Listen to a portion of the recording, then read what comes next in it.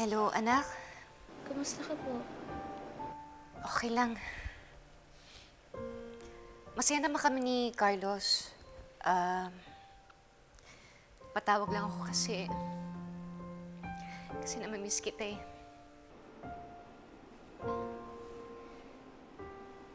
Namimiss din po kita, Nay. Pero, Nay, mag-focus ka po muna dyan kay Doc Carlos. Ay, kay Tatay Carlos po pala. Tatay? Opo. Yun po kasi yung sabi niyang itawag ko po sa kanya eh. Mabait talaga si Tatay Carlos, no? Kaya nga, masaya ako kasi bago kami kinasal, nagkasundo na kayong dalawa. Kaya nga, masaya ako ngayon kasi kasal na kami ni Carlos. Alam mo ba, Nay?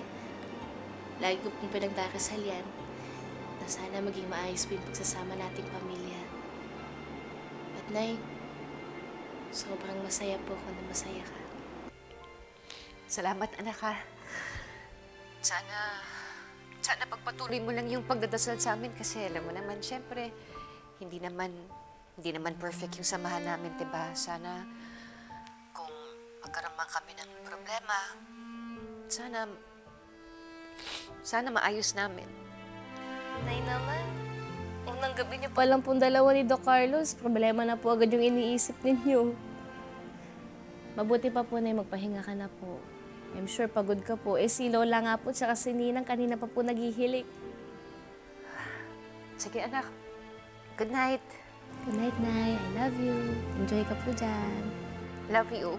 Bye.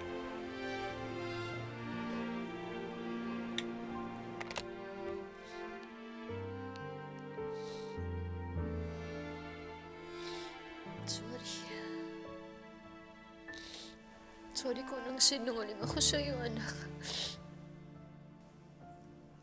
Papa God, huwag niyo pong papabayaan si Nanay, ah. Sana po maging masaya po siya kay Tatay Carlos. Sana rin po mawala na rin po yung negative vibes ko sa kanya. At pinagdakasal ko po na sana maging mapagmahal na asawa po siya kay Nanay.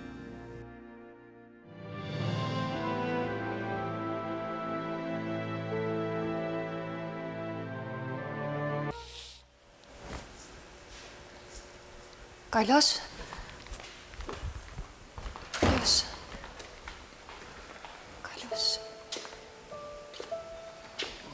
Carlos, uminom ka ba? Ha? Carlos, sorry na. Carlos, alam ko malaki yung kasalanan ko sa'yo. Patawarin mo na ako. Wala naman talagang ibig sabihin yun eh.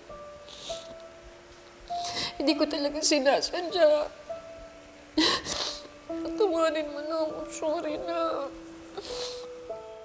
Diba nangyayari naman talaga yun? Diba kung minsan naman natatawag natin ng ibang pangalan yung tao? Pero wala naman akong ibig sabihin dun. Sorry na. Sorry. Carlos, patawarin mo na ako, please. Sorry. Carlos! Carlos!